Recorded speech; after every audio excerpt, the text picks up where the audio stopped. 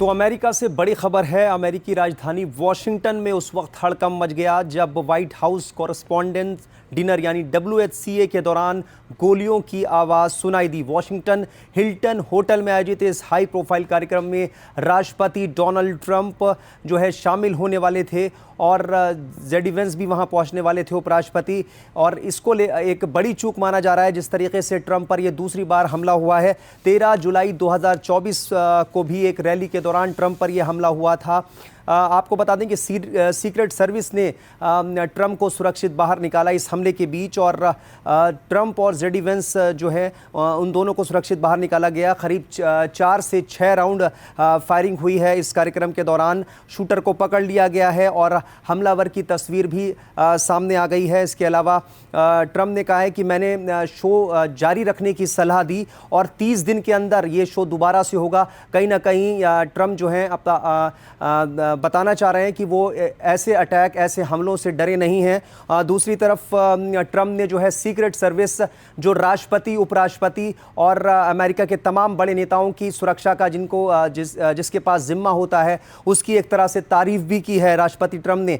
इस कार्यक्रम में ट्रंप के साथ जेडी वेंस और उनकी पत्नी मेलानिया ट्रंप भी जो है वो मौजूद थी और US सीक्रेट सर्विस की तरफ से बयान जारी करते हुए कहा गया है कि राष्ट्रपति Trump, JD Vance, Melania Trump और पूरी कैबिनेट को वहां से जो है सुरक्षित निकाल लिया गया। सभी लोग पूरी तरह से सुरक्षित हैं। गोलीबारी की घटना जो है वो बॉल रूम से ठीक ऊपर वाले कमरे में हुई और आवाज़ सुनते ही सीक्रेट सर्विस के जितने भी वहां पर अधिकारी थे और जवान थे वो तुरंत राष्ट्रपति ट्रंप के पास पहुंच गए, उन्हें घेर लिया और मंच से सुरक्षित बाहर निकाल लिया गया। फायरिंग का जो वीडियो सामने आया उसमें देखा जा सकता है कि फायरिंग ट्रंप के सामने हुई। सीक्रेट सर्विस के लोग ट्रंप के पास पहुंचे, उन्हें घेर लिया और सुरक्षित वहां से निकाल लिया। ट्रंप जो है वो मंच पे बैठे दिखाई दे रहे हैं। अचानक जो है फायरिंग होती है और तुरंत सुरक्षाकर्मी उनके आसपास एक घेरा बना लेते हैं और ट्रंप को वहां से सुरक्षित बाहर निकाल लिया जाता है।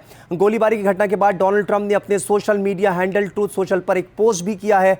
उन्होंने लिखा है कि DC में आज की शाम काफी गहमा गहमी भरी रही। सीक्रेट सर्विस और सुरक्षा एजेंसियों ने शानदार तरीके से अपना काम किया है। उन्होंने बहुत ही बहादुरी और फुर्ती दिखाई। शूटर को पकड़ लिया गया है। मैंने सिफारिश की है कि हमें कार्यक्रम जारी रखना चाहिए, लेकिन हम पूरी तरह से सुरक्षा एजेंसियों के हिसाब से आगे का फैसला लेंगे। फैसला जो भी हो, ये शाम उम्मीद के मुताबिक नहीं रही और हमें इसे फिर से आयोजित करना होगा। यानी 30 दिन के अंदर ट्रंप कह रहे हैं कि इस तरह का कार्यक्रम दोबारा होगा। लेकिन दूसरी बार ट्रंप पर यह हमला होना कहीं ना कहीं बड़ा सवाल अमेरिकी सुरक्षा एजेंसियों पर भी उठता है कि इस तरह के अटैक अगर हो रहे हैं तो क्या उनके पास इनपुट नहीं रहा होगा पहले से, और अगर इनपुट था तो ये अटैक क्यों हुआ। सीक्रेट सर्विस के बारे में हम आपको बता देते हैं कि US सीक्रेट सर्विस जो है मुख्य रूप से अमेरिकी राष्ट्रपति, उनके परिवार वालों, विदेशी गणमान्य व्यक्तियों की सुरक्षा करने वाली एक खास तरह की जो है कानून प्रवर्तन एजेंसी है और ये गृह सुरक्षा डिपार्टमेंट ऑफ होमलैंड सिक्योरिटी के तहत काम करती है और इसके एजेंट खतरे का पहले ही आकलन कर लेते हैं। चप्पे चप्पे की जांच, स्थानीय पुलिस के साथ समन्वय और कोऑर्डिनेशन बनाकर सुरक्षा जो है सुनिश्चित करते हैं।